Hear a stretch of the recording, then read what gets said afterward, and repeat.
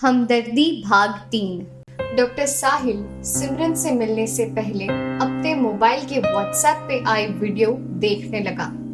Video देखकर doctor साहिल की हालत खराब हो चुकी थी। वो वीडियो उनकी बेटी शिखा की थी। वो किसी नई जगह की वीडियो थी, किसी बंद कमरे की, जहां शिखा कुछ खिलौनों से खेल रही थी।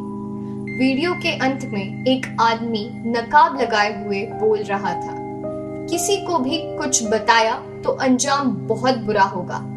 चुपचाप वही करते रहो जो फोन पे कहा जा रहा है, और हाँ, अपनी बीवी को भी समझा देना। इतना देखते ही वीडियो खत्म हो जाता है। डॉक्टर साहिल को कुछ भी समझ नहीं आ रहा था कि चल क्या रहा था उनके साथ। उनकी बेटी किडनैप हो चुकी थी। शायद अब तक उनकी बीवी को नहीं पता चला था।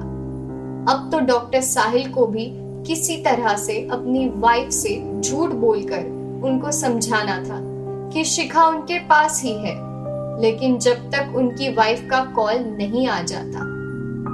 डॉक्टर साहिल अपने केबिन से निकलकर आईसीयू की तरफ जाने लगता है, जहां सिमरन को रखा गया था। डॉक्टर साहिल को बहुत टेंशन हो चुका था, लेकिन वो जाहिर नहीं करना चाह रहा था ताकि हॉस्पिटल में किसी को शक न हो जाए। सिमरन को होश आ रही थी। अब डॉक्टर साहिल भी आ चुके थे सिमरन के पास। सिमरन अब किसी को भी नहीं पहचान पा रही थी, तो खुद पूछने लगी, मैं कौन हूँ? मैं यहाँ कैसे आई? अब सिमरन को कुछ भी याद नहीं था। डॉक्टर साहिल को सिमरन में अभी की एक्टिविटी और 6 घंटे पहले जो होश आया था तब की एक्टिविटी में जमीन आसमान का फर्क दिख रहा था। सिमरन के पास एक नर्स भी थी। उसे भी कुछ नहीं समझ आ रहा था कि आखिर क्या हो रहा है। डॉक्टर साहिल ने फिर 2 बातें नर्स को सुनाई। मैंने तुम्हें बोला था कि अभी इस हाल में सिमरन को किसी से भी बात मत कराना, लेकिन तुम्हें कुछ तो समझ में आता नहीं है। काफी कुछ डॉक्टर साहिल ने नर्स को सुनाने के बाद कुछ दबी हुई आवाज में कहा, ये बात तुम किसी को भी नहीं बताओ, यहाँ तक कि ये बात इसी कमरे में दफन हो जाए, और ये बात किसी भी हाल में बाहर आउट नहीं होनी चाहिए।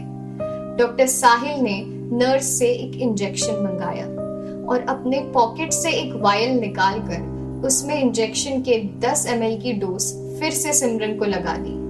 थोड़ी ही देर में सिमरन फिर से बेहोश हो गई। डॉक्टर साहिल ने वो यूज किया हुआ इंजेक्शन को अपने ही एप्रन के पॉकेट में रखकर अपने केबिन की ओर चल दिया। डॉक्टर साहिल को कुछ भी समझ नहीं आ रहा था कि वो अब क्या करे। इतने में ही फिर से डॉक्टर साहिल का मोबाइल बज उठा। एक और नए नंबर से कॉल था। कुछ भी समझ नहीं आ रहा था। उसने डरते हुए कॉल उठाया और बोला, हेलो डॉक्टर, मैं सिमरन का मंगेतर बोल रहा हूँ। आपकी एड 2 दिन पहले के पेपर में आज दिखा तो कॉल लगाया। मैं खुद ही परेशान हूँ पिछले 13 दिनों से। सिमरन का कॉल ही नहीं लग रहा है अब तक। मैं आज ही अमेरिका से लौटा हूँ। ठीक 13 दिन पहले वो मुझे शाम 6 बजे एयरपोर्ट छोड़ने आई थी। उसके बाद जब मैं अमेरिका पहुंचा तब से सिमरन को कॉल लगा रहा हूँ, लेकिन कॉल ही नहीं लग रहा। डॉक्टर साहिल चुपचाप उनकी बात सुन रहा था। सिमरन की मंगेतर ने डॉक्टर से पूछा, कैसी है सिमरन? डॉक्टर साहिल ने कहा, सिमरन अब भी कोमा में है, देखिए आगे क्या होता है। ठीक है डॉक्टर, मैं जल्द ही अपने काम निपटा कर आपसे मिलता हूँ। ये बोलकर उसने फोन काट दिया। डॉक्टर साहिल को अब तो समझ नहीं आ रहा था कि क्या हो रहा था। जब तक सिमरन को होश नहीं आया था तब तक 13 दिन कोई भी दावेदार नहीं था, लेकिन जब से सिमरन को होश आया है तब से न जाने कितने दावेदार एक साथ पैदा हो गए। उसमें कोई उसे मौत के घाट उतारने के लिए तो कोई उनकी जान बचाने के लिए। सिमरन को होश आए करीब 6 घंटे बीत चुके थे। सिमरन को होश आए करीब 6 घंटे बीत चुके थे, लेकिन इन 6 घंटों में जो भी घटनाक्रम डॉक्टर साहिल के साथ बीत रहा था, उन्हें आगे अब समझ नहीं आ रहा था कि वो क्या करें। एक तरफ उनकी बेटी किडनैप हो चुकी थी, दूसरी तरफ ऑफर सिमरन को मौत के घाट उतारने का, तीसरी तरफ संजय सिंघानिया और चौथी तरफ सिमरन का मंगेतर। अब डॉक्टर को समझ नहीं आ रहा था कि वो क्या करे। अचानक से डॉक्टर साहिल का मोबाइल फिर से बजा। उनकी वाइफ का फोन था। वो क्या जवाब दे कुछ भी समझ नहीं आ रहा था। डरते हुए उसने अपने वाइफ का फोन उठाया। बोलो प्रिया, क्या बात है? पता नहीं, शिखा नहीं दिख रही। कब से नहीं दिख रही? डॉक्टर साहिल ने कहा। पिछले 10 मिनट से ढूंढ रही हूँ, नहीं मिल रही है। अच्छा रखो, मैं पता करता हूँ। जैसे ही डॉक्टर साहिल ने फोन काटा, फिर से उनकी वाइफ का कॉल आया। हेलो, बोलो प्रिया, मिली क्या शिखा? छत पे खेल रही थी, अभी तुरंत वो सीढ़ी से उतर कर आई है। डॉक्टर साहिल के जान में जान आ गई थी। उसने राहत की सांस ली।